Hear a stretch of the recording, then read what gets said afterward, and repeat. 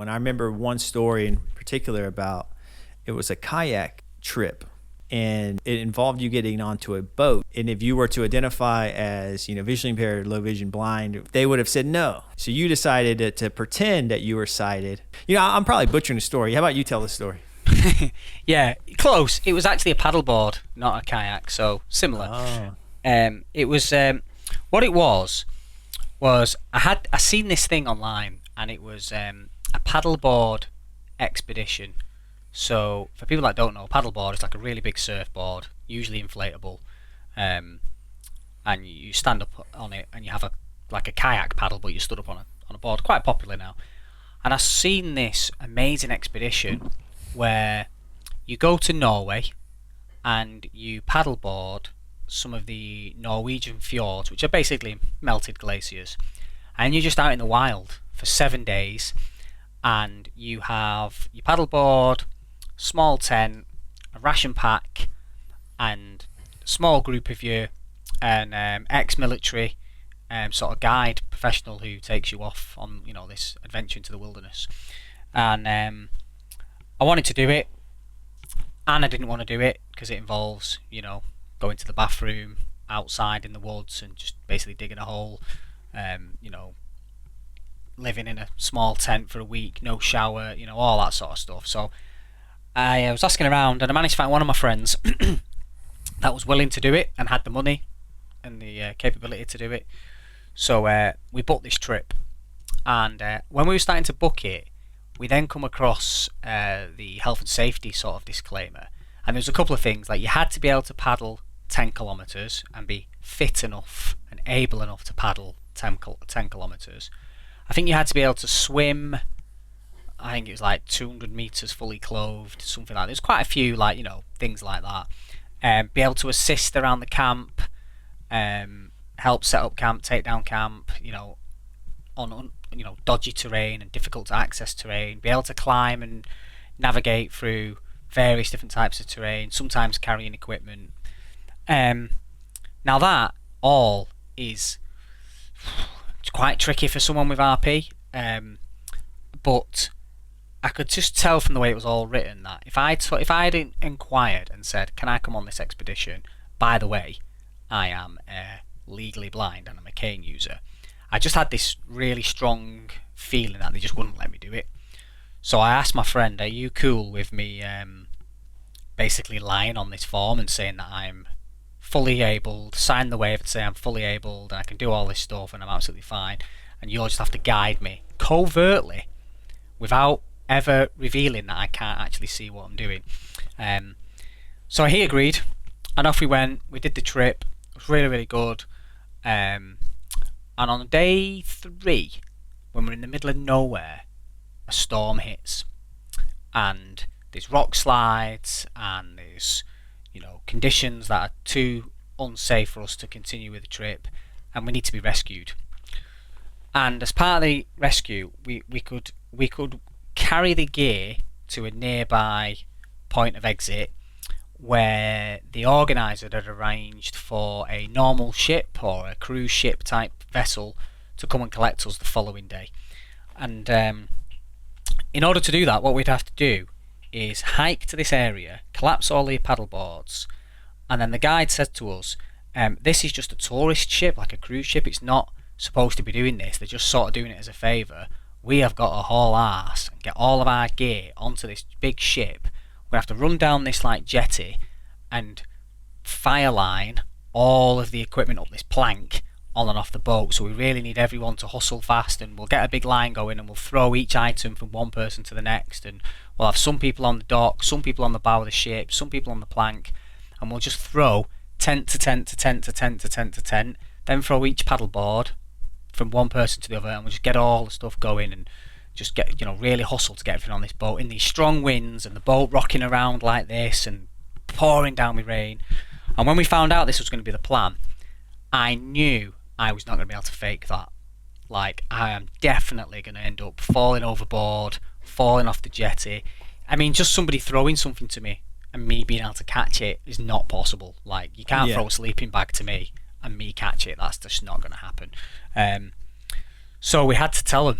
We had to come out of the closet, as it were, and say, look, guys, just so you know, Steve's actually been on this trip. We're on day 3, and he's legally blind. He doesn't actually have that much usable vision. He's only got like 10% in his left eye. And everyone was absolutely shocked. They couldn't believe it. They couldn't believe that we'd managed to survive for 3 days on this trip without revealing that I couldn't really see that well.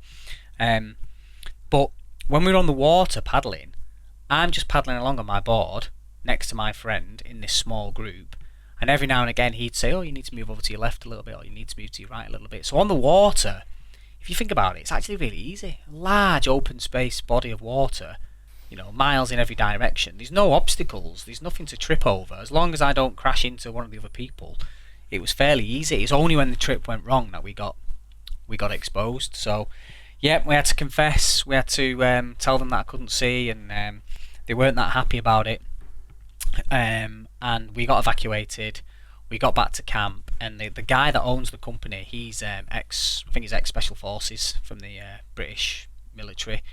And I, by this time, I was out. I told him, this is the deal. So I walked back into base camp with my cane, and I walked into camp, and the head guy had obviously noticed me. He never said anything to me, but he said something to the other people. And just made it known that he wasn't happy that I'd, not told the truth. And then I did my classic ask for forgiveness rather than permission. So I just wrote an email explaining, look, this is why I decided not to mention it. This is why I decided to lie on the form, because I knew you wouldn't let me do the trip if I'd have told you the truth, la la la la. But I'm a competent outdoorsman. I'm a competent paddler. I had my own guide with me, and I hope you can, forgive me for sort of misleading you.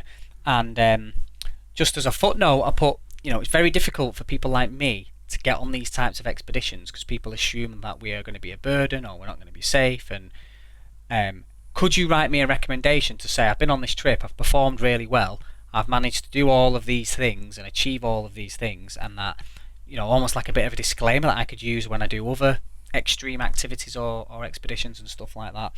And he replied to me, and on his mail he said, whilst we can't condone your behaviour, the whole team admit that this is an absolutely ballsy decision to make, and can't believe you sort of pulled it off. And he said, had you told us you were legally blind, we think we could have made arrangements with the insurance company, and we may have been able to get you on the trip above and all above board. But there was a lot of mays and should and maybe and could have and possiblies in his email that made me think I did the right thing, because if I'd have been up front, there's no way they'd have let me do that trip. Yeah, I think that story is a perfect summary of you. Because I've done that multiple times. It's just amazing the amount of things you can't do because people are worried that I might sue them, or I might, complain, or, and I'm happy to sign any waiver. But the problem is, there are people out there, aren't there, that were not like me. They're not as positive as me, and if they did trip over in a store, they're going to sue somebody. If they did fall in the water and get injured, they're going to be like, well, I'm blind and you should have done this and you should have protected me and da da da da da da. So, I'm trying to be a positive person in that regard, to say, look, I'm happy to sign a waiver, but I don't need any